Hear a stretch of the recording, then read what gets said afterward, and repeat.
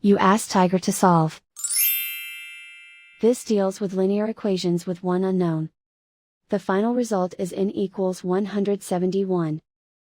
Let's solve it step by step. Swap sides. Isolate the n.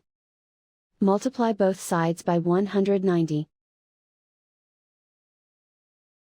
Group like terms. Multiply the coefficients. Simplify the fraction. Multiply the fractions. Simplify the arithmetic. And so the final result is n equals 171.